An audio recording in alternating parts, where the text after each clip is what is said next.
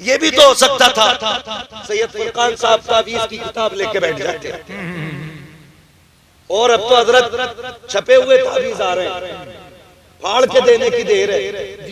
तो जबकि तावीज़ देने वालों की अपनी खटिया उल्टी हो जाती है, धंधा बना रहा। ये भी चाहते तो कर लेते। ओ भाई, किसी को बेवकूफ बनाने में कितनी देर लगती है? वो बनते हुए नहीं देखे।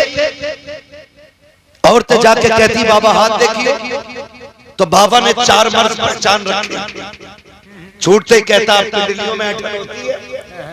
वो कहती बाबा पूछो। फिर कहता कमर में दर्द होता है? तो बाबा पूछता है, वो कहती बाबा पहुंचा हुआ, हाँ होता है। फिर बाबा कहता चक्कर भी आता होगा? कहता बिल्कुल सच कहा है। फिर कहता है कि बाबा कहता कभी कभी हाथ पैरों में ऐंठन होती है? तो वो कहती हाँ बाबा सच कह रहे हो। बाबा को भी पता है ये बीमारियां आदतन औरत में होती हैं, लेकिन बाबा बेवकूफ बना के कहता है तुझ पे 4 का साया है, तुझ पे 5 का साया है, ऐसा कर 1151 दे, फला तावीज़ दूंगा, इससे उतारे हो जाएंगे। और तुम्हें खुदा का वास्ता कनीज़े फातिमा ज़हरा कहलाने वाली बेटियों, किसी के ढोंगी के चक्कर में ना आना। कसम खा के कहता हूँ, चाहो कोई भी बीमारी आ जाए, किसी बाबे के चक्कर में ना, तोरी ना ले, खुदा तौफीक दे, कुरान लेके बैठ जा, सूरह यासीन पढ़ना शुरू कर दे, 10 तावीज़ों से वो फायदा नहीं होगा जो खुदा तुझे कुरान की तिलावत से फायदा देता है। लेकिन जो डोरी न दे वही पहुंचा हुआ नहीं, हाँ, जो तावीज़ न दे वही पहुंचा हुआ नहीं। सुनो, कई सनीचर ऐसे जो कहते हैं फकीरों और मौलवियों की लाई न लगे।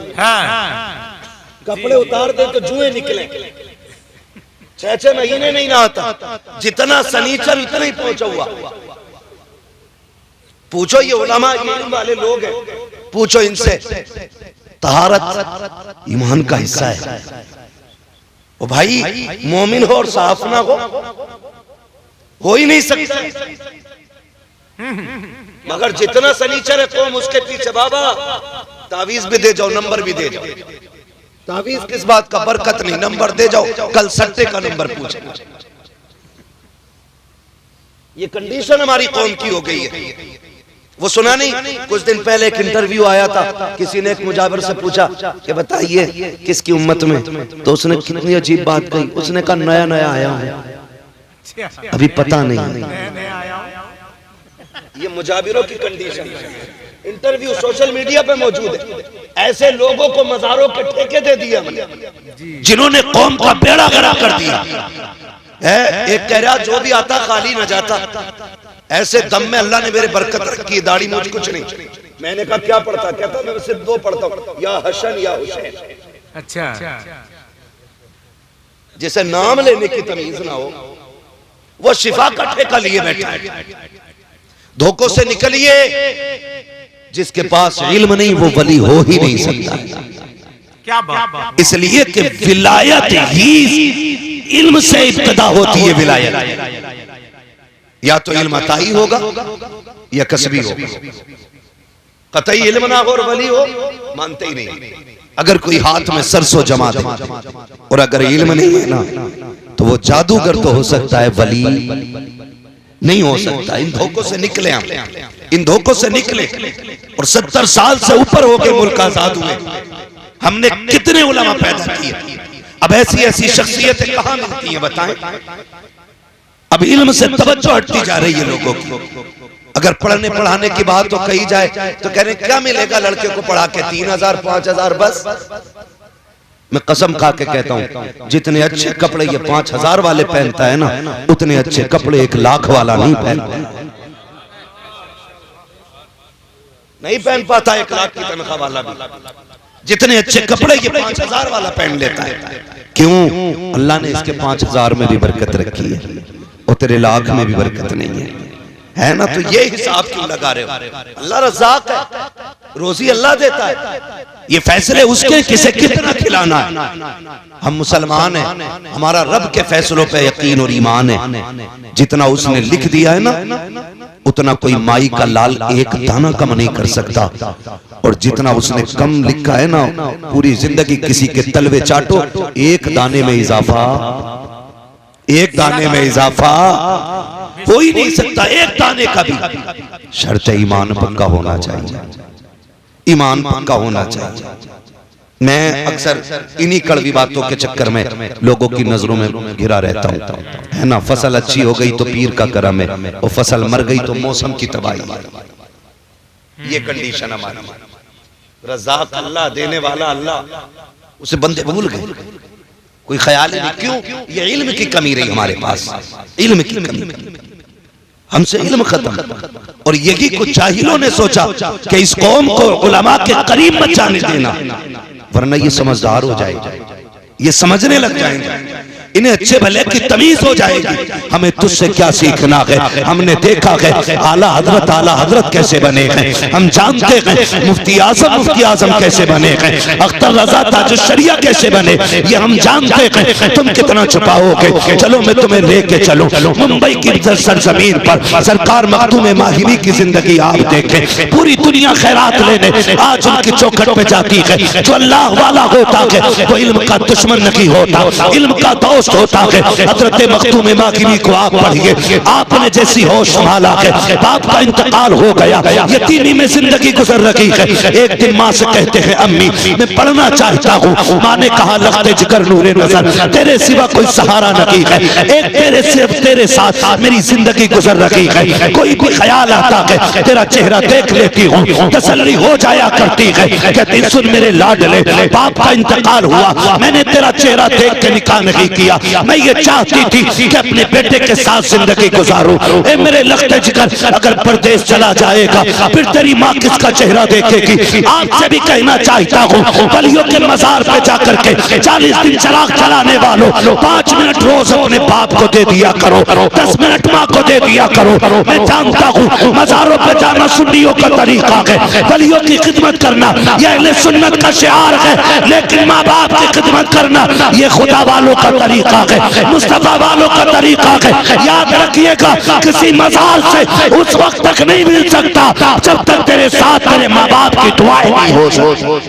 बेशक ये भी लाजिम है कि आप अपने माँ बाप को वक्त दें। क्या ये आज रोना नहीं है, बेटा 8 बजे निकल जाता है, शाम को 8 बजे आ रहे हैं, अब्बा अपना दुख किस वक्त बताए अपने बेटे से, वो परेशान है, वो कब कहे तुझसे कि मेरी खांसी परेशान कर रही है, वो फेफड़ों की शिकायत कब करेगा तुझसे, हमें तो वक्त ही नहीं है साहिब। और भाई जिसने पाला पोसा बड़ा किया, आज उसके लिए 5 मिनट का वक्त नहीं है। मैं कह दूं 4 जुमेराते आके चिराग जलाना है तो मैं 8 जुमेराते जाके घुटने टेकने तैयार हूं। बूढ़ा बाप आवाज देता रह गया, उसका हाल दिल सुनने का वक्त न मिला हमें। और ये कौन बताएगा, ये वही बताएंगे जिसके पास बुजुर्गों का फैज भी होगा, मदरसे का दिया हुआ इल्म भी होगा। वरना क्या मतलब पड़ा है जी, क्या मतलब पड़ा है। हमें भीड़ से मतलब है, हमें लोगों की तूफान से मतलब है। आग लगे ऐसी भीड़ों में जो माँ बाप के ना हो। ओ भाई हर खानकाह से तभी मिलता है जब बंदा माँ बाप का वफादार होता है। हम तो खुल के कहते हैं यहाँ नहीं, आप यहाँ से बगदाद चले जाओ, बगदाद से मदीना शरीफ चले जाओ, मदीना शरीफ से काबा शरीफ चले जाओ, खुदा भी उस वक्त तक नहीं देगा जब तक आप अपने माँ बाप को राजी करके नहीं जाएंगे। ये भी ज्यादा जरूरी है। कुछ दिन पहले अखबार में खबर आई, एक नौजवान को माँ ने पाला, बच्चा यतीम था। माँ कभी कभी बच्चों से इतना प्यार करती है कि यतीम बच्चे के साथ जिंदगी गुजार देती है। हालांकि हक होता है उसे निकाह करने का, लेकिन दूसरा निकाह इसलिए नहीं करती मेरे बेटे की जिंदगी में दुख ना आए। पूरी जिंदगी बार देती है एक औरत एक माँ बच्चे के लिए। तो वो बच्चा ना अपनी माँ से बोला तुझे उम्रा करने लेके जाना है। तमाशा बना दिया लोगों ने, आज पिकनिक के तौर पे मदीना जा रहा है, पिकनिक के तौर पे ना जाओ, खुदा की कसम पिकनिक के तौर पे ना जाओ, एक ख्वाब बना के जाओ, एक तमन्ना लेके जाओ। वो जमीन बड़ी मुकद्दस जमीन है, बड़ी मुकद्दस जमीन है, हरम की जमीन और कदम रख के चलना। अरे सर का मौका है वो जाने वाले है, खुदा करे जाएं जिंदगी में एक बार जरूर जाएं, लेकिन इतना भी ना जाएं कि उस जमीन का अदब भूल बैठे। बहुत ज्यादा कहीं जाने से भी ना उसकी कदर महसूस कम करने लगता है। कभी आप देखें मेरे सरकार मेरे उस्ताद गिरामी मौजूद हैं, मैं पूरी जिम्मेदारी के साथ कहता हूँ, अमीर ना और गरीब, अमीर जिस अदब से मदीने जाता, गरीब जिस अदब से मदीने जाता है ना, अमीर उस दर्द से मदीने नहीं जाता है। क्यों? अमीर ये हिसाब लगा लेता है कि यहाँ अगले साल फिर आ जाएंगे, अगले महीने फिर आ जाएंगे। लेकिन गरीब जब जाता है ना, पूरी पूंजी लगा के जाता है। हाँ, उसकी तो हिम्मत भी नहीं होती कि बाबे जिब्रील में जाए। वो कभी कोने से लग के खड़ा होता है, कभी दूर से हुजूर के बाजार की जियारत करता है। उसे डर सताता बेअदबी ना हो जाए, कहीं ये जिंदगी का पहला और आखिरी सफर ना हो, ये सोच के वो कांप जाता है। और अमीर, अल्लाह माफ करे, मैं जाने से मना नहीं करता, मगर इतना जरूर कहूंगा, खुदारा जाना ना तो अदब के साथ जाना, अदब के साथ जाना। खुदा अगर उस जमीन पे ले जाए ना किस्मत से, तो कभी उनका हरम देखना, कभी अपने कदम देखना है। वो कहा था, मैं कहाँ हूँ ये समझ लूं तो उठाऊं नजरें, दिल जो संभले तो मैं फिर गुंबदे खजरा देखूं। ओ भाई, इस अदब से वहां जाओ, इस अदब से वहां जाओ कि उस जमीन का एहतराम होना चाहिए। आज तो माफ कीजिए, बीवी के गले में हाथ डाल के पीछे काबा है और सेल्फी लेके डाल के कह रहा दुआ करना अल्लाह सफर कबूल करे। गैरत नहीं आती? सफर को आग तो यही लग गई जब तूने हरम में खड़े होकर बीवी के गले में हाथ डाला। वो तेरी है, इससे इनकार नहीं, निकाह हुआ है उससे, मगर अदब भी तो कोई चीज होती है यार। हम बाप के सामने बीवी के बिस्तर पे नहीं बैठ सकते, माँ के सामने बीवी के साथ नहीं बैठ सकते, तो हरम में जाकर के गैरत नहीं आती? माफ कीजिए, अब तो एक ट्रेंडिंग और चल रहा है मसला, निकाह कर रहे हैं मस्जिद नबी में बैठ करके। निकाह मैं आपको बताऊं, भाई हो क्या गया है, सिर्फ झूठी शोहरतों के लिए, वरना अकीदा तो ये है कि हुजूर वहां से यहां का भी देख लेते। कलेजा टुकड़े टुकड़े हुआ जब ये देखा ना, एक ने निकाह किया और निकाह के बाद फौरन दुपट्टा पलट दिया। ये उलमा बैठे, जब तक निकाह ना हो जाए बीवी गैर महरम है।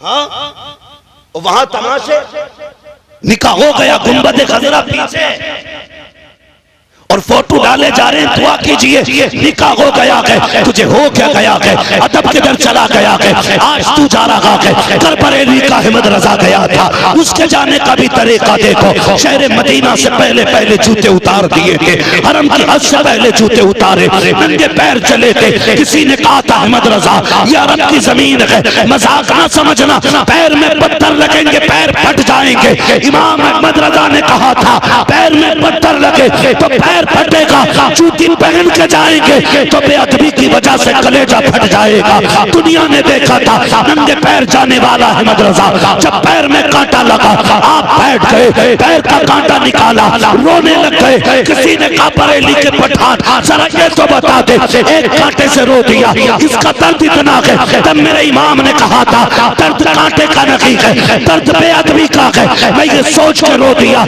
ये शहर नबी का कांटा है और इसकी नोक बड़ी नाजुक है। अहमद रजा का तलवार ये चुबा था, अगर नोक टूट जाती अहमद रजा कयामत में इसका हिसाब आका को कैसे दे। वाह वाह वाह, हो क्या गया, क्या बात है यार। जा रहे तमाशे करके आ रहे, बंद करो ये तमाशे। अमीर हो माना के दौलत है तुम्हारे पास, आप कहीं भी जा सकते हो, कम से कम हुजूर के शहर का तो अदब करो। हुजूर के शहर का तो अदब करो। वहां भी बेगैरती की इंतहा कर दी। खुदा ले जाए ना कभी, मैं फिर कहूंगा मेरे यार, खुदा ले जाए तो जिंदगी का आखिरी सफर समझ के जाना और वहां हाल दिल हुजूर से कहना है, दुनिया से नहीं, दुनिया से नहीं। बंद कर देना मोबाइलों को एक बक्से में, जितने तुम जमीन पे रहो, बस ये सोच के वहां घूमना है हम हर घड़ी हुजूर की नजरों में, हर लम्हा हुजूर की नजरों में। वरना तो बार बार लोग जाते खाली आ जाते, कई बार बंदा एक बार जाता है मुकद्दर जाग जाते। वो एक हज्जाम था, नाई, बाल काटता था, बाल जब वो हज करके वापस आया ना तो वो आंखें बंद रखता था, काम छोड़ दिया। किसी ने कहा जी साहब जब से मदीने से आए हो आंखें बंद क्यों रखते हो? उसने कहा यार राज है, राज रहने दे। कहा नहीं बताइए ना कि बात क्या थी। उन्होंने कहा कि पूरी जिंदगी हुजूर के शहर के लिए तरसता रहा, मैंने पाई पाई करके जोड़ी और किस्मत मुझे हुजूर के शहर ले गई। उसने कहा जब मैं हुजूर की जालियों के करीब पहुंचा तो इश्क इतना बढ़ गया मेरा कि मैं खुद को रोक ना सका। मैंने हुजूर की जालियों की तरफ दौड़ लगा दी। कहा वहां मुतव्वा खड़ा था, उसने मेरा बाजू पकड़ के झटका दिया। मैंने उससे बाजू छुड़ाया, दौड़ लगाई, वो पीछे भागा यहां तक कि मैंने हुजूर की जालियां पकड़ ली। कहा जैसी जालियां पकड़ दी उसने इधर से खींचा, मैं उधर पकड़े हुए। उसने इतनी सख्ती से मेरे हाथ पे डंडा मारा कि मैं बेहोश हो गया। वो कहता इधर बेहोश हुआ, वो आंख इधर बंद हुई है, उधर दिल की आंख खुल गई है। मैं बेहोश होके गिरा, बस फिर क्या गए हुजूर सामने आ गए। वो फरमाते सामने सरकार थे, मेरा हाथ पकड़ा है हुजूर ने और एक हाथ नीचे से एक ऊपर से, और यूं हाथ फेर के कह रहे हैं दर्द हो रहा है। मैंने कहा हुजूर आने नहीं दे रहे थे ये लोग। तो हुजूर मुस्कुरा के कह रहे थे आंसू ना बहा, यार तक आने के लिए चोट खानी पड़ जाती है। वो बूढ़ा कहता है कि बस मेरी आंख खुली और मैं रोता हुआ वापस आया। कहता आज भी इस उम्मीद में आंखें बंद करे रहता हूं, काश फिर से वो लम्हा हो जाए, फिर से हुजूर आ जाए, फिर से मुस्तफा की ज़ियारत हो जाए। ओ भाई ये है इश्क मुस्तफा।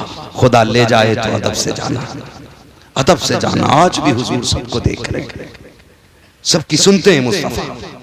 हाँ अल्लाह तौफीक दे तो करे। मैं कह रहा था खुदा तौफीक दे मदीने जाना तो अदब से जाना, लिहाज कीजिएगा। मैं बस आपसे इतना कहूंगा, आज ना कोई भी काम दुनिया के लिए ना करें, दुनिया के लिए ना करें। हम सारे काम दिखावे के करते हैं, दिखावे के करते हैं। बस मैं मौजू पे पलट के आऊं, वक्त बड़ी तेजी से गुजर रहा है। हाँ तो वालिदा से कहने लगे अम्मी मैं पढ़ना चाहता हूँ। मखदूम माहिनी याद है ना, मैं पढ़ना चाहता हूँ। आज तो लोग टांग खींचते हैं अगर कोई पढ़ाने का काम करना शुरू कर दे। मदरसे बनाए तो लोग कोई एप्लीकेशन दे देता है, कोई थानों में मुखबरी करता है। हजरत ये देखा लॉकडाउन हुआ, कोरोना का दौर गुजराना, तो कुछ लोग चुपके से बच्चों को कुरान जिनके 17, 18, 20 पारे हो गए थे, उनको हमारे उलमा ने ना जब घर में पढ़ाना शुरू किया ना, तो कुछ शैतान फितरत लोग ना फोन करके कह रहे देखो इनके यहाँ 10 बच्चे पढ़ रहे हैं। मैं कभी कभी सोचता हूँ जो मदरसों के मुखालिफ हैं, जो मस्जिदों के मुखालिफ हैं, जो कुरान के खिलाफ रहते हैं, वो किस मुंह से हुजूर के सामने जाएंगे? मेरी समझ में बात नहीं आती। जन्नत भी उन्हीं की है, कौसर भी उन्हीं का है। अभी भाई हमारे गुलाम गौस गजाली ने पढ़ा था कि फकत इतना सबब है इनेकादे बज़्म महशर का कि उनकी शान महबूबी दिखाई जाने वाली। नाज़िर रज़ा साहब बड़े नकीब हैं, ऐसे हजारों शेर इनको आते होंगे, लेकिन नहीं आया तो अभी हमारी समझ में नहीं आया। हमें तो खतीब वो चाहिए कि जो हंसा दे, चटकुले सुना दे, मूड बन जाए। जलसों में मूड बनाने ना आया करो, खुदा तौफीक दे तो जलसों में तकदीर बनाने आया करो। बहुत दिन हो गए मौज लेते लेते, खुदा करे कि हमारी आपकी जिंदगी का आखिरी जलसा हो और सूरज सुबह का न देखे। नसीब वाला होगा वो जब आखिरत में किताब खुलेगी, पूछा जाएगा आखिरी महफिल कौन सी थी, तो कहा जाएगा तेरे महबूब की महफिल सजा के बैठे थे। हमारी इब्तिदा अज़ान से हुई है, इंतहा नमाज पे होनी है। तो ये मौके जिंदगी में बार बार नहीं मिलते। होगा कोई पठान, जमींदार, चौकीदार, औकात उसकी जूती बराबर, जो हुजूर का नहीं है वो किसी का नहीं है। सीधी सी बात, जो हुजूर का नहीं वो किसी का नहीं है, इसलिए कि सारी जिम्मेदारी चौकीदारी हुजूर के टोकरों से चले। अकड़ने की जरूरत नहीं, सिर्फ दुआएं मांगा करो अल्लाह हुजूर का बना दे, हुजूर का बना दे। मखदूम माखनी कहते अम्मी अगर तू मेरे बगैर नहीं रह सकती तो मैं इल्म के बगैर नहीं रह सकता। ये इल्म था और ये इश्क था। आज कहते क्या करेंगे मौलवी बनकर इमामत, उससे किसने कहा कि इल्म इमामत के लिए होता है? तुझे नहीं पता है इल्म मुस्तफा और खुदा के करीब कर देता है। वरना लाओ कोई ऐसा जमींदार जो कहे मरते टाइम कुरान नहीं चाहिए। हमने बड़े बड़ों को देखा जो चंदा मांगते टाइम मुंह बिगाड़ देते। ओ सैयद साहब ये मदरसा इसलिए खोला है ताकि बच्चे पल जाएं, ये चंदा इसलिए कर रहे हो जलसे का ताकि साल भर का खर्चा चल जाए। क्यों इतना दे दिया तूने? कि जो इनके घर का साल भर का खर्चा चलेगा, इतना दे दिया इनके बच्चे पल जाएंगे। सुन और कान खोल के सुन, कोई भी आलिम, कोई भी दीन वाला तेरे टुकड़ों पे नहीं, मदीने वाले के टुकड़ों पे भला करता है। और हम तो कहते हैं तेरे टुकड़ों पे पले गैर की ठोकर पे न डाल, झड़कियां खाएं कहां छोड़ के सदका दे। मखदूम मागिनी क्या कह रही, अम्मी मैं इल्म के बगैर नहीं रह सकता। सुने जो माँ के नाफरमान है, बहुत गौर से मेरी बात सुना। माँ ने कहा बेटे मैं तेरे बगैर नहीं रह पाऊंगी, बता इल्म चाहिए या माँ चाहिए, इल्म चाहिए या माँ चाहिए। ख्याल आया इल्म फिर भी सीख लेंगे, माँ चली गई तो फिर नहीं मिलनी है। कहने लगे बस माँ चाहिए। और ये कह के रोते हुए अंदर चले गए। माँ ने बेटे को रोते देखा ना, माँ माँ होती है। वो भाई जो रुतबे 12 साल की रियाजत से नहीं मिलते ना, वो माँ के 2 जुमलों से मिल जाया करते हैं। ये भी याद रखिएगा, माशाअल्लाह 12 बरस के रत जगह वो नहीं देते जो माँ के 2 जुमले दे दिया करते हैं। रोते हुए अंदर गए ना, माँ ने हाथ उठा दिए, अल्लाह तू जानता है ना मेरे बेटे ने इल्म छोड़ दिया मेरे लिए, अल्लाह मेरे बेटे के इल्म का घर ही पे इंतजाम फरमा दे। ये माँ ने कह दिया, अल्लाह मेरे बेटे के इल्म का घर पे इंतजाम फरमा दे। ये माँ के जुमले निकले, आप बेकरार थे, रोते हुए समंदर के किनारे चले गए। जब गए बैठे थे एक पत्थर पे, देखा सामने से ना खूबसूरत दुर्वेश नजर आए, सफेद कपड़े, सफेद लिबास, बेहतरीन खूबसूरत चेहरा। देखा आपके करीब आ रहे हैं, आप पत्थर पे बैठे हुए ना आप आंसू बहा रहे थे। उन बुजुर्ग ने आके कंधे पे हाथ रख के कहा बेटे खैर तो है। कंधे से हाथ हटा के कहा बाबा अपना काम करो, मुझे मेरे मामले पे रोने दिया जाए। आप कहते हुआ क्या कहा जाइए मुझे मेरी तकदीर पे रोने दीजिए, मेरे मुकद्दर में इल्म नहीं है। कहा बताओ कहना क्या चाहते हो। कहा बाबा ये दुनिया है, यहाँ लोग रो के सुनते हैं, हंस के उड़ा देते हैं, आपसे क्या दर्द दिल कहना। कहते बता तो सही बेटे, शायद कि मैं तेरे काम आ जाऊं। आने वाले ने इतना कहा, हजरत मखदूम मागिनी कहते हैं बाबा जी बात यह है कि मुझे इल्म से इश्क है और मेरी माँ को मुझसे इश्क है। माँ कहती है तुझे नहीं जाना है, मैं कहता हूँ मैं इल्म नहीं छोड़ सकता। हजरत जी मैंने माँ के लिए इल्म का रास्ता छोड़ दिया है, इतना सुनना था। मखदूम मागिनी से आने वाले बुजुर्ग कहते हैं बेटे परेशान क्यों होता है, आंसू पोंछ ले, आज एक वादा करते हैं तू यहीं आया करना पढ़ने के लिए, हम यहाँ आते रहेंगे पढ़ाने के लिए। मखदूम मागिनी कहते हैं आप हो कौन, आपका भरोसा कैसे किया जाए। आने वाले ने कहा मुझे नहीं जानते हो, मुझे खिज़्र कहा जाता है, मैं तेरी तालीम के लिए आया हूँ। हजरत मखदूम मागिनी कहते हैं क्या आप वही खिज़्र हैं जिनके किस्से माँ ने सुनाए हैं, क्या वही खिज़्र हो जिनकी दास्तान चूल्हे पे बैठ के सुनी है। कहा बेटे मैं वही खिज़्र हूँ। कहा आए किस लिए हो, कहा तुझे पढ़ाने आए हैं। खुशी खुशी कहते हैं तब तो मैं आता रहूंगा। हजरत खिज़्र कहते हैं मखदूम बेटे बात सुनो, एक वादा कीजिएगा कि ये राज किसी से बताओगे नहीं कि मैं तुम्हें पढ़ाने के लिए आता हूँ। जब तक ये राज रखेगा हम पढ़ाने आते रखेंगे। मखदूम पाक ने वादा किया आप पढ़ने आते रखे, ये पढ़ाने आते रखे, लेकिन माँ तो माँ हुआ करती है। आप तो पहल के वक्त में आ जाते, मखदूम मागिनी पढ़ते, फिर शाम को वापस जाते। एक दिन माँ ने कलाई थाम ली, कहा मखदूम मेरे लाल। कहा जी अम्मी। कहा रोज दोपहर को चले जाते हो, मैं तलाश करती रहती हूँ कहाँ जाते हो। बेटे तेरे बगैर जी नहीं लगता है। आज माँ ने पूछ लिया है जाते कहाँ हो, दिल तो कहता था झूठ बोल दो, लेकिन इश्क ने कहा जब पहले माँ के लिए इल्म का रास्ता छोड़ा रब ने खिज़्र भेज दिया था, आज फिर माँ को इख्तियार दिया जाए, अल्लाह फिर कोई रास्ता दे देगा। ओ यार माँ बाप से वफा किया करो, माँ बाप से मोहब्बत करना प्यारे। हजरत मखदूम मागिनी कहते हैं अम्मी जान एक राज है। कहा कौन सा राज है। कहते माँ बता नहीं सकता। कहा क्या बात बेटे, ऐसा कौन सा राज है जो माँ से छुपा रखे हो। तब मखदूम मागिनी ने कहा था अम्मी मुझे खिज़्र पढ़ाने आते हैं, मैं रोज उनसे पढ़ने जाता हूँ। माँ खुश हो गई, सीने से लगाया, कहा बेटे रोज पढ़ने के लिए जाना।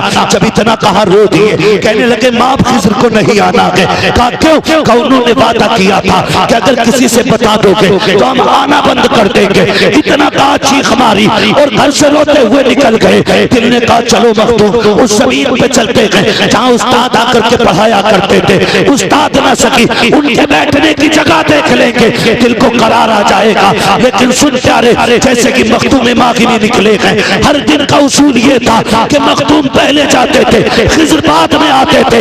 लेकिन आज जो जा रखे हैं, खिज़र पहले आ गए हैं, मखदूम बाद में जा रखे हैं। जाकर के क्या देखते हैं, हजरत खिज़र बैठे हुए हैं, जाके कदम पकड़ लिए, कहा हुजूर आपने तो कहा था राज खुल जाएगा तो नहीं आएंगे, आज क्यों आ गए हो? मैंने तो माँ से बता दिया था। हजरत खिज़र कहते हैं बेटा सुनो, हमने जो कहा था वही सच है। हमने कहा था पढ़ाने नहीं आएंगे, आज भी पढ़ाने नहीं आए हैं। कहा फिर क्यों आए हो? कहा जब तू घर से चला था माँ ने तेरे आंसू देखे थे, तेरी माँ ने मुसल्ला बिछाया, हाथ फैला के कहा था ओ मेरे मालिक, मेरे बेटे के मालिक, तू मेरा भी मालिक है, खिज़र का भी मालिक है। ए मेरे परवरदिगार, मेरे बेटे ने मेरी खुशी के लिए खिज़र जैसे उस्ताद की कुर्बानी दी है। अल्लाह मेरे बेटे के लिए हर दिन की दरसगाह से बेहतर इंतजाम कर दे। कहते सुनो बेटा, जब तुम्हारी माँ ने इतना कहा, रब ने कहा जाओ खिज़र, जाकर के मेरे बंदे के पास आज पढ़ाना नहीं है बल्कि सीने से सीना लगाना,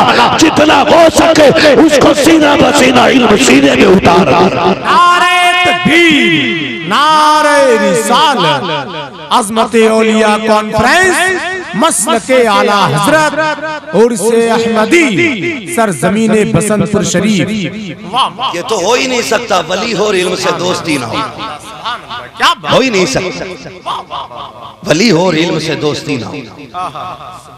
हाँ ओ भाई, शैतान को सबसे बड़ी खुशी, हमारे उस्ताद ने हमें बचपन में ये बातें पढ़ाई थी, शैतान को सबसे ज्यादा खुशी तब होती है जब किसी बच्चे को मदरसे से रोक लेता है। समझ रहे मेरी बात? सबसे ज्यादा खुशी तब होती है जब किसी बच्चे को मदरसे से रोक दिया जाता है, और सबसे ज्यादा दुख तब होता है जब कोई बच्चा मदरसे में जाके बैठ जाता है। हम नहीं जानते मदरसा क्या है, हमारी आंखें नहीं खुली। आंखें कब खुलेगी? जब हॉस्पिटल में होंगे। हमें तो करोड़ों रुपए की जायदाद पे बड़ा घमंड था ना कि ये करोड़ों की संपत्ति है, बेटा ऐसा इंजेक्शन लगवाएगा कि हम मरते मरते कूद के खड़े हो जाएंगे। खुदा की कसम, जब अल्लाह गिराता है ना, कोई माई का लाल उठा नहीं सकता है। ये याद रखिएगा। आज हम कितनी जलील करते हैं, हमारे उस्ताद गिरामी बैठे, ये तमाम तो उलमा बैठे, मदरसों की जिंदगी हमने देखी। मदरसे कफील होते हैं हमारे, और ये मदरसों की देन है जो आज सरों पे टोपियां सलामत है। ये मदरसों की अता है जो आज चेहरों पे दाढ़ियां सलामत है। अगर मदरसे ना होते तो आज कोई जनाजा पढ़ाने वाला नसीब नहीं होता। बताओ क्या वजह है जो दुनिया तुम्हारे मदरसों के पीछे है? क्यों बंद करना चाहते मदरसों को? क्यों जेलों में डालना चाहते उलमा को? जानते हैं ये दो चीजें बंद कर दो, एक उलमा का मुंह और दूसरे मदरसे, फिर इस कौम को तबाही से कोई नहीं बचा सकता है। यही वजह है जो हमें बंद करने की कोशिश की जाती है। अल्लाह भला करे इन तमाम उलमा का। पहले से बेटों के मदरसे कसरत से होते थे, अब तो बेटियों के मदरसे भी कसरत से हो गए। रोक के तो दिखाओ कितना रोकोगे। हाँ भाई, कोशिश करें हम अपनी जिंदगी के दुख होता है, गैर खिलाफ बोले मदरसे के तो समझ में आता है कि भाई ये दुश्मन है मदरसों का। लेकिन जब अपनी बंदा यानी खुदा का कलमा पढ़ने वाला, हुजूर का लाए हुए दीन का दावा करने वाला कहता हूँ जी ये मदरसे खाने पीने के बस चोंचले हैं, तब आग लगती है पेट में। यहाँ 4 दिन लेट के देख बेटे, अगर छठी का दूध याद ना आ जाए तो बात करना। क्या बात? फजर में उठ के 2 मिनट नंगे पैर चल ले तो इसका सर फेफड़े सारे जाम हो जाते हैं। सलाम करते हैं इन मदरसा चलाने वालों को, सलाम है इन पढ़ने वालों को जो पूरी सर्दी ठंडे फर्श पे बैठ के कुरान पढ़ के गुजार देते, नज़ला तक नहीं होता है। वजह क्या है? वजह यह है कि मदरसे वाले सिर्फ तेरे मेहमान नहीं, ये मदीने वाले के मेहमान होते हैं। ये वजह है, यही वजह है। हाँ, अगर फोन कर देना कोई कि वो मदरसे की रसीद है तो फोन पहले तो हजरत देख के काट देता, मुफ्ती फरीद साहब का फोन है, चंदा ना मांगना, ऐसे फोन रख दे। फिर उठा कहेगा अगले जुम्मे हजरत भेज देना किसी को, तेरे बाप के नौकर हैं, भेज देना। ये उलमा है, वरना सुनो अंजाम में बता दूं, याद रखना। अल्लाह कहता है ये जो घमंड का सरिया गर्दन में डाल रखा है ना, इसे आज निकाल ले, वरना अगर मैं गर्दन तोड़ूंगा कोई माई कलाल सीधी नहीं कर पाएगा। ये जो मुंह बिगाड़ के कहता है ना जी ये भी टाइम नहीं है, और उलमा खड़े रहते हैं काउंटर पे, ये मकतबे चलाने वाले लोग खड़े रहते हैं और हमारी कौम उन चोर पीरों से खुश रहती है जो ज़कात भी खा जाते हैं और फितरे भी खा जाते हैं, खैरात भी खा जाते हैं। पहले नजराने थे पीरों के, अब तो ज़कात खैरात भी वो ले गए। बताओ जब चोरों को सब दे दोगे तो मदरसों को क्या दिया? क्या बात? गलत नहीं कह रहा हूं मैं। ये मदरसे वाले लोग 10-10 रुपए की रसीद लेकर घूम रहे हैं। वो पीर साहब जिसके यहाँ 4 मुर्गियां नहीं पड़ रही हैं, वो 10-10 लाख के चंदे इकट्ठे कर रहे हैं। जहां दीन का काम हो वहां खर्चा करो आप, जी शोहरत के लिए नहीं। एक बंदे ने रसीद कटवाई एक साहब की, 3 लाख रुपए दिए। कहा क्यों दिए? कहा वो फेमस आदमी है इसलिए दिए। मैंने कहा तेरे पड़ोस में कोई मदरसा नहीं चलता? उसने कहा चलता तो है लेकिन वहां देते तो कौन जानता। मैंने कहा नादान है तूने मौलवी को इसलिए दिए ताकि फेमस आदमी को देख के तू भी फेमस हो जाए। काश तूने गरीब इदारे को दिए होते, दुनिया जानती ना जानती मदीने वाला मुस्तफा तुझे पहचानने लग जाता। जहां देना था वहां दे ही नहीं पाए, जहां शोहरत थी वहां जाके डूब गए। हाँ जी, ऐलान कराओ ये ना मोहतानी है, मोहतानी। ऐसा कोई बंदा है जो नहीं चाहता कि रूह आसानी से निकल जाए? सब ये चाहते हैं ना कि रूह आसानी से निकल जाए। हमारे तो मिसरे भी इतने अच्छे रहते हैं, हमारी तो तमन्ना भी ये रहती है। वो कहा था ना किसी ने, इतना तो करम करना ऐ चश्मे करीम आना, जब जान लबों पर हो तुम सामने आ जाना। है ना? हम उस लम्हे की तलब करते हैं और जिंदगी उनके वारिसों से लड़ते हुए गुजर गई, दीन के खादिमों को गाली देते हुए गुजर गई। किस मुंह से हुजूर का सामना करेंगे? क्या तुमने नहीं देखा अल्लाह ने जिन्हें गिराया? जाओ कभी हॉस्पिटल जाओ, ICU वार्ड देखना जाकर के, वहां गरीब नहीं अमीर पड़े होते, अमीर पैसे वाले लोग। ऑक्सीजन लगी है मुंह पे, सांस भी नहीं ले पा रहा है, मुंह खुला का खुला ही है। ये वो है जो कहता था मौलवी को बैठाओ अभी टाइम नहीं मिला। ये वो है जो कहता था अगले जुम्मे आना। ये है वो जो देख के रास्ते बदल देता था। आज किधर गई तेरी दौलत? कहाँ गया तेरा पैसा? कहाँ गया तेरा खुमार? कहाँ गया तेरा गुरूर? ला निकाल के कौन बचाएगा? जाते हैं ना रिश्तेदार, कोई जूस ला रहा, कोई केले ला रहा, और देखो ICU में झांक के आंसू टप टप गिर रहे। कौन है? सेठ साहब है। ये क्यों आंसू गिर रहे? गोया ये कह रहे आज ये जूस क्यों लाए हो? आज मुझे इसकी जरूरत नहीं है। ये फल क्यों लेकर के आए हो? इसकी जरूरत नहीं है। क्या चाहिए? कहते कोई ऐसा बंदा ले आओ जो सूरह यासीन का पानी पढ़ के लेके चला जाए। आखिरी सांस पे याद आई ना यासीन शरीफ। ओ भाई खुदा तौफीक दे तो अपने पीछे ऐसे पेड़ लगा दो, ऐसे पेड़ लगा दो कि इधर आंखें बंद हो, उधर खुदा की रहमतों का सिलसिला जारी हो जाए। और ये कब बनेगा? ये कब होगा? गारंटी है भाई। मैं भी किसी बाप का बेटा हूँ, मेरे भी औलाद है, आप भी किसी के बेटे, आपकी भी औलाद है। मैं अगर पूछ लूं कोई बंदा बताएगा तुम्हारे परदादा की कब्र कहाँ है, ईमानदारी से 90% लोगों को परदादा की कब्र मालूम नहीं। ये सच्ची बात होगी भाई, गलत कह रहा हूँ? 15% लोगों को जब हमें ही नहीं याद है तो आपको क्या लगता है आने वाली जनरेशन तो और ज्यादा बिजी होगी? उसे तो अब्बा की कब्र याद रह जाए बड़ी बात है, दादा की कहां से याद होगी? जाते कब्रिस्तान डर क्यों रहे हो यार? हाँ कह दोगे अभी थोड़ी चले जाओगे, तो जाया करो, जाना तो जाया करो। जाते कब्रिस्तान, जो खुद नहीं जाता उसे 4 लोग कंधे पे लेके जाते हैं। मगर फर्क इतना है जो खुद से चल के जाता है वो लौट आता है, क्या बात है। और जो कंधे पे जाता है फिर वो लौट के नहीं आता है। आला हज़रत कहते हैं हाय गाफिल वो क्या जगह है जहाँ 5 जाते हैं 4 पढ़ते हैं, है ना? 5 जाते हैं 4 पढ़ते हैं। जाते नहीं कब्रिस्तान। देखो सर नहीं लाओ, पढ़ा लिखे लोग हैं, अब तो हर कोने में स्कूल है, अब तो सारे लोग पढ़ रहे हैं। जाते स्कूल, पढ़े हुए लोग नहीं है ना, तो फिर मुंह से बोलिए कब्रिस्तान देखा है? कब्रें देखी है? इतनी ऊंची होती है ना। कुछ भाइयों ने हाथ उठा दिया ऐसे, वो धोखे में हो गया, मसला कोई नहीं है। कब्रें देखिए, कब कब जाते? जुमे वाले दिन जरूर जाया करें। फरमाया गया जो जुमे के दिन माँ बाप या बाप या माँ या इनमें से किसी एक की कब्र की ज़ियारत करता है, अल्लाह उस बंदे को अगर जहन्नमी होता है तो जन्नती बना देता है। जिसकी कब्र की ज़ियारत में इतनी बरकतें हैं, उसके चेहरे की ज़ियारत में कितनी बरकतें होंगी। उधर नहीं जाने, बस इतना समझ लें। जाते कब्रिस्तान, सारी कब्रें सलामत होती है कि कुछ गली भी होती है, बैठी भी होती है, कुछ में तख्ते दिखाई देते, गारंटी है अपनी पक्की रहेगी। कोई बोलो, बोल सकते हैं इधर वाले लोग? गारंटी है कि अपनी सलामत रहेगी?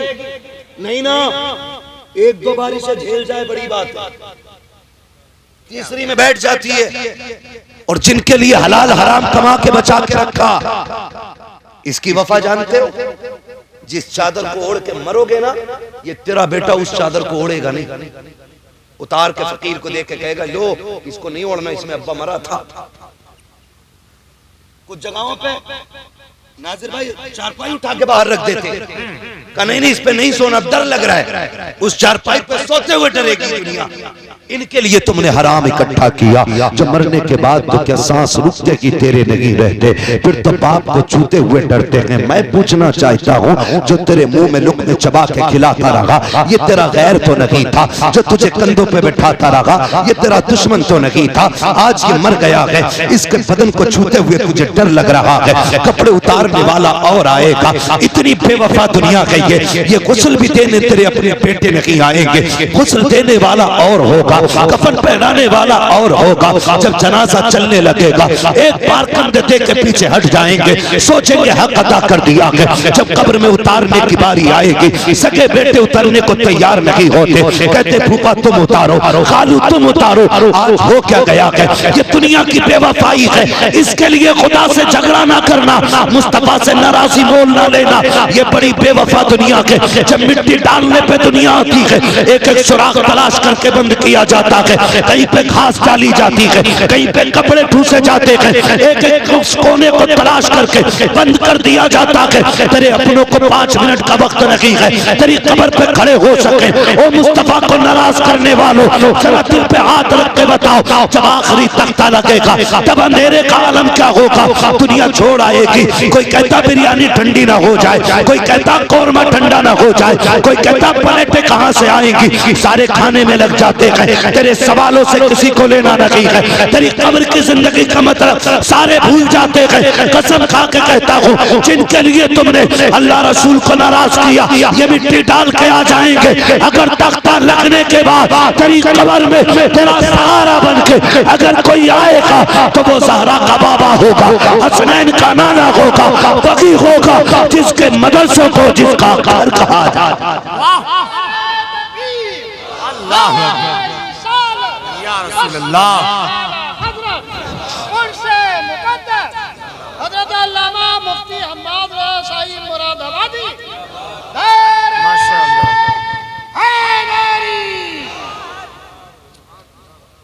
इसलिए जो कब्र में काम आए उससे वफा करो जी। जिसकी वफा दिखावे की है उसके लिए अल्लाह रसूल को नाराज न करो जी, उसके लिए अल्लाह रसूल को नाराज न करो।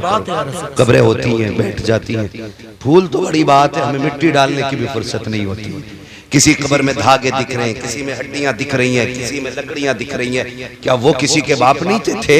आज उनकी औलाद को दुनिया ने इतना घेरा है कि अब्बा की कब्र पे जाके मिट्टी डालने का वक्त नहीं है। आज मिट्टी डालने का वक्त नहीं है। बड़ी बेवफा दुनिया है, बड़ी बेवफा दुनिया है। धोखे में ना आना मेरे भाई, धोखे में ना आना, बचो और अपने आप को बचाओ।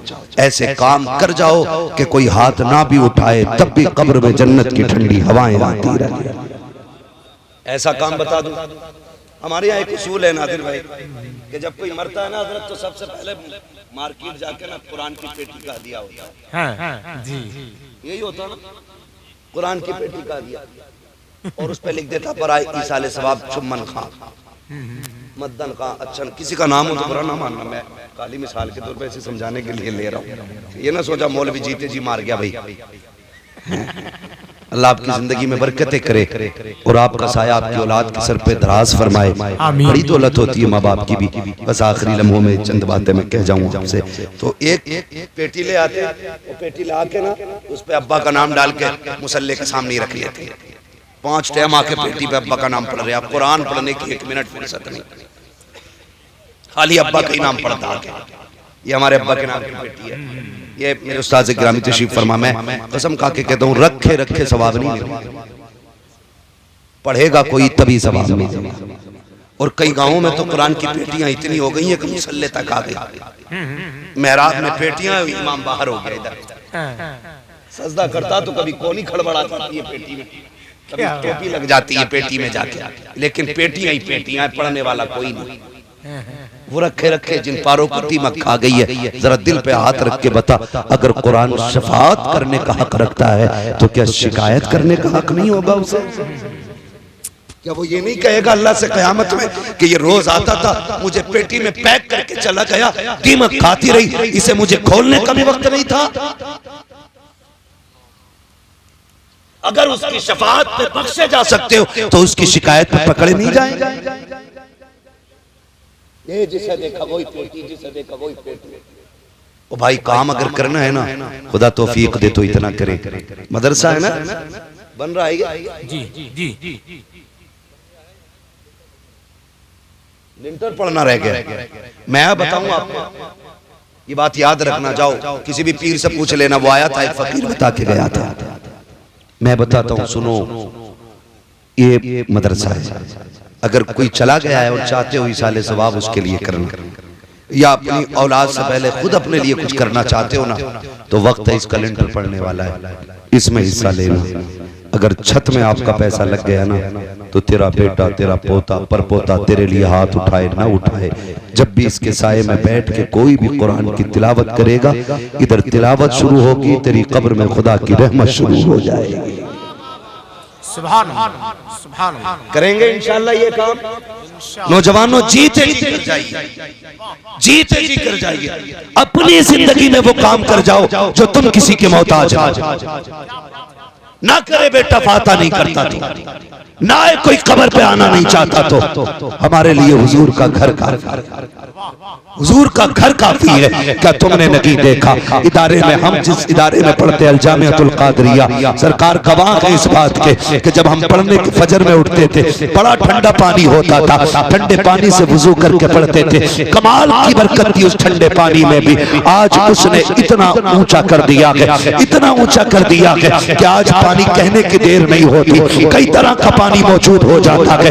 ये मदरसे की बरकत होती है। मैं ये बताना चाहता हूँ, आप भी जरा गौर कीजिएगा प्यारे, सब ये चाहते हैं मरने के बाद राहत मिले, कब्र में सुकून मिले, तो सुनो ये इदारा है, यहाँ पे बच्चे कुरान पढ़ेंगे, तालीम हासिल करेंगे। खुदा तौफीक दे, अपनी जिंदगी में फ्रिज लगवा दीजिएगा, अपनी जिंदगी में पंखे लगवा दीजिएगा, ताकि जब भी कोई कुरान पढ़ने वाला बच्चा यहाँ बैठ करके पंखे के नीचे कुरान पढ़ेगा, उधर गर्मी का असर होगा, उधर पंखा चलेगा, ठंडी हवा करके उस कुरान वाले को ठंडा करेगी, उधर जन्नत की हवा आके तेरी कब्र को ठंडा करती चली जाए। सुभान अल्लाह। करेंगे इंशाअल्लाह ये काम, वादा करें इंशाअल्लाह। तालीम को उरूज दीजिएगा, इल्म को आगे बढ़ाइएगा। जो इल्म का दुश्मन है वो इब्लीस का नाजायज बेटा है। हाँ, ये चिड़ उसी को है इससे। क्या बात। बाकी भाई मैं ये जो नौजवान खड़े ना, मैं एक बात इनसे कह दूं, कितने नौजवान परदेश में कमाने जाते हैं, रात उठा के बता दें, कितने नौजवान परदेश कमाते हैं?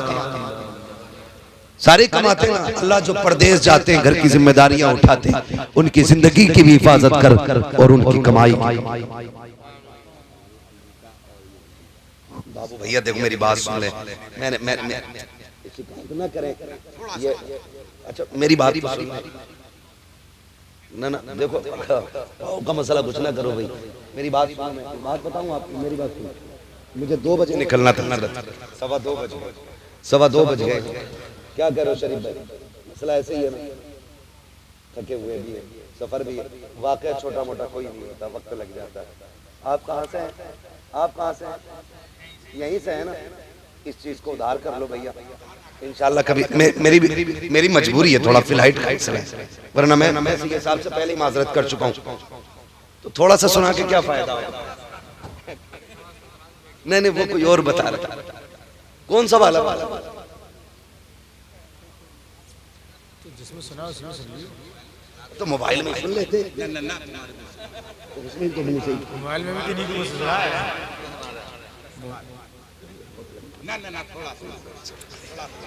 भैया यार बैठ जाओ यार, गद्दा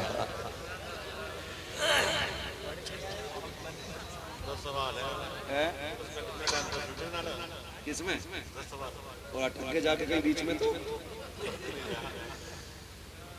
है ना।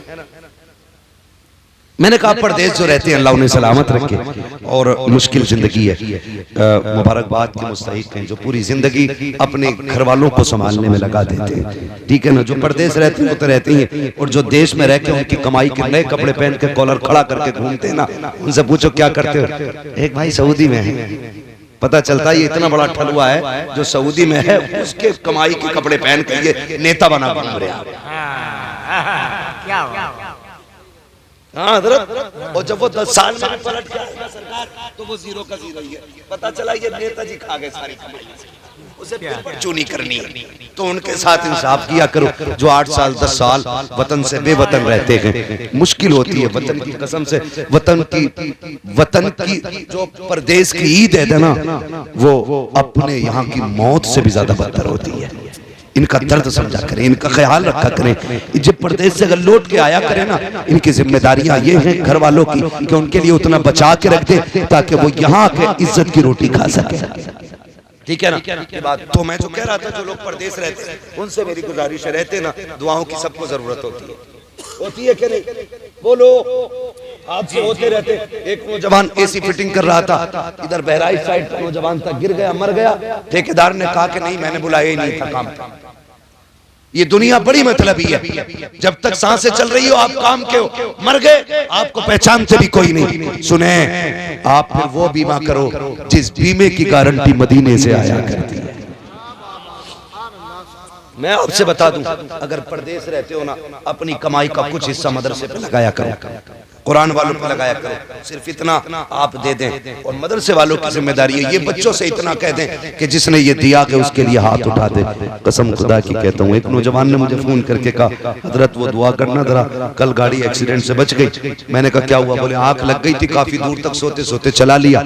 मैंने कहा अच्छा, रोड भी सीधा था, का जजमेंट भी अच्छा था, नींद में भी स्टेयरिंग नहीं बहका। मैंने कहा पगले, नींद में तो बड़े अच्छे अच्छे गिर जाते, तुझे क्या लगता है कैसे बचा? मैंने कहा बता करता क्या? उसने कहा जब भी चक्कर लगा के घर आता हूं ना, तो मैं अपनी कमाई का कुछ हिस्सा मदरसे के बच्चों पे खर्च करता हूं। मैंने कहा तेरे तजर्बे ने नहीं बताया, तुझे कुरान वाले की दुआओं ने बचा लिया था। क्या बात है। वक्त कम है बेटे, वक्त कम है, बस सुनने जरा सी बात है ना। तो मैंने ये बात कही, इसलिए आपसे गुजारिश है आप जो है ना दुआओं का जखीरा इकट्ठा करें, और अब वापस बाहर जाते हैं ना तो अपनी हिफाजत के तौर पे दुआओं वाले लोग रखें, दुआएं वाले लोग रखें। मैं थोड़ा सा जिक्र छेड़ के खत्म कर दूंगा मेरे भाई, ठीक है ना। मैं बस खत्म कर दे रहा हूँ। मौलाए कायनात मौला अली है, तहज्जुद का वक्त है, घर से निकले, साथ में शहजादों को लिया। नहीं दूसरा वाला वाक़या करें ना, सवाल वाला नहीं, वो तो शहादत वाला मैंने शुरू कर दिया था, सवाल वाला। अरे बात सुनो, उनकी शजरे की भी फरमाइश है, आप सवाल कर दे रहे हैं।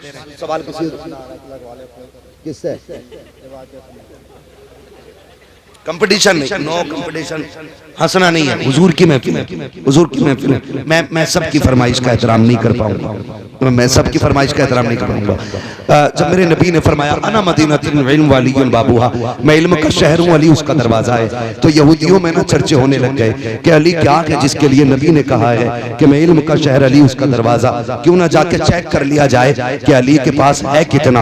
आए ढूंढते ढूंढते हजरत अली को तलाश करते हुए आ गए मदीने शरीफ में, सामने हजरत अली जा रहे हैं। उन्होंने रोका, कहने लगे आप कौन? कहा कि मैं अली हूं। कहा आपको किससे मिलना है? कहा अली से। उन्होंने ऊपर से नीचे तक देखा, कहने लगे क्या जमाने में क्या कोई और भी अली है मदीने में? हजरत अली ने मुस्कुरा के कहा काम बताओ, पूरी कायनात में सिर्फ एक ही अली है, अपना काम बताइए, काम क्या? उन्होंने कहा जी इख्तिलाफ और होता है, मुखालफत और होती है। आज इख्तिलाफ नहीं है, मुखालफत है। आज इख्तिलाफ नहीं, मुखालफत है। इख्तिलाफ ये होता है कोई अपना मौक़िफ़ पे दलील अगर दे दे, सामने वाला चुप हो जाए, ये इख्तिलाफ है। और मुखालफत ये माननी नहीं है तेरी, चाहे कुरान पढ़ के सुना दे, करनी अपनी। तो आज मुखालिफत है जिसकी वजह से फसाद फैला हुआ, एक दूसरे को नीचा करने की कोशिश, एक दूसरे को नीचा करने की, जलील करने की। याद रखिए अल्लाह जिसे उठा दे कोई माई का लाल गिरा नहीं सकता है, और जिसे खुदा गिरा दे कोई फिर से उसे उठा नहीं सकता है। इज्जत जिल्लत का मालिक अल्लाह, कोई किसी को नीचा करने की कोशिश न करे। उन्होंने कहा कोई और भी अली? आपने फरमाया पूरी कायनात में सिर्फ एक अली है। पूछो क्या पूछना है? कहा सुना है तुम्हारे आका ने तुम्हें इल्म के शहर का दरवाजा कहा है? कहा सच कहा है। कहा हम पूछना चाहते हैं क्या आपके पास वाकई उतना इल्म है? हमारे चंद सवाल हैं। कहा पूछो कौन सा सवाल है?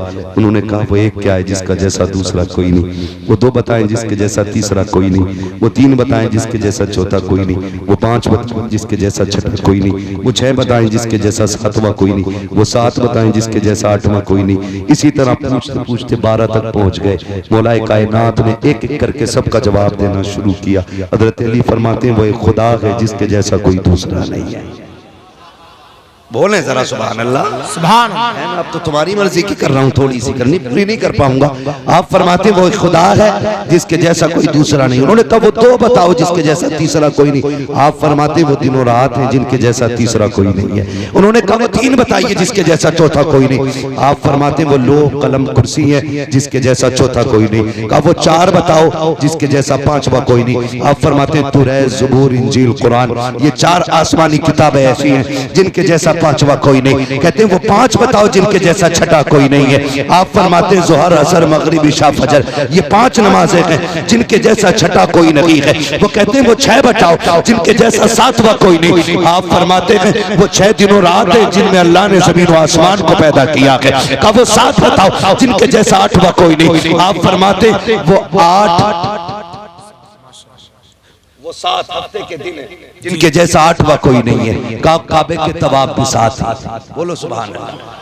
फिर वो कहते हैं वो 8 बताओ जिसके जैसा नवा कोई नहीं है। आप फरमाते हैं हजरत सालेह अलैहिस्सलाम के भागी उम्मती हैं जिनके जैसा नवा कोई नहीं है। ये बताते बताते बात 12 तक पहुंच गई। मैं सारा नहीं बताऊंगा। जब सारे आप जवाब दे चुके ना, उसके बाद आप कहते हैं ये जवाब हो गए। उन्होंने कहा ये जवाब तो मुकम्मल हो गए।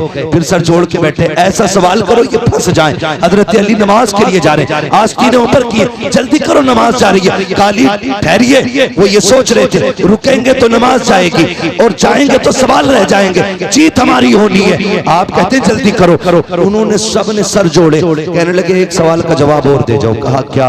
कहा वो कौन से जानवर हैं जो अंडे देते हैं, वो कौन से जानवर हैं जो बच्चे देते हैं। वो तो ये सोच रहे थे अली ये बताएंगे कि मोर तीतर बटेर एक एक करके बताएंगे, तब भी नमाज का वक्त चला जाएगा। लेकिन अली अली है, फरमाते वक्त कम है, बता मैं दे रहा हूँ, हिसाब तुम लगा देना। कहा क्या? कहा जाओ पूरी दुनिया घूम के आ जाओ, जिन जानवरों के कान अंदर को होते हैं वो अंडे देते हैं, जिनके बागर होते हैं वो बच्चे देते हैं। का मिसाल का चुहिया कितनी छोटी होती है, कान बागर होते हैं, बच्चे देती है। मछली डॉल्फिन कितनी बड़ी होती है, कान अंदर को होते हैं, अंडे देती है। जब सब जाने लगे उन्होंने दामन पकड़ा, काली ऐसे ना जा, हमें भी अपना बना। ऐसे भी क्या जल्दी है? उन्होंने कहा मान गए हैं, अगर अली का इल्म ऐसा है तो नबी का इल्म कैसा? जब उनके कदा भर देते हैं शाहान जमाना की झोली, मोहताज का जब ये आलम है मुख्तार का आलम, क्या होगा? अब शजरा उधार रहेगा। अब नहीं भाई, अब सारी मन की नहीं होगी, कुछ हमारी भी होगी। वादा करते हैं इंशाअल्लाह मदरसों को मजबूत करेंगे, वादा करें इंशाअल्लाह तालीम को मजबूत करेंगे, कुरान का शौक पैदा करेंगे, मौत की तैयारी करेंगे, कब्र ठंडी करेंगे और फिर फख्र से करेंगे लहद में इश्क़ रुखे शह का दाग लेके चले, अंधेरी रात सुनी थी चराग लेके चले, तेरे गुलामों का नक्शे कदम है राह खुदा, वो क्या भटक सके जो ये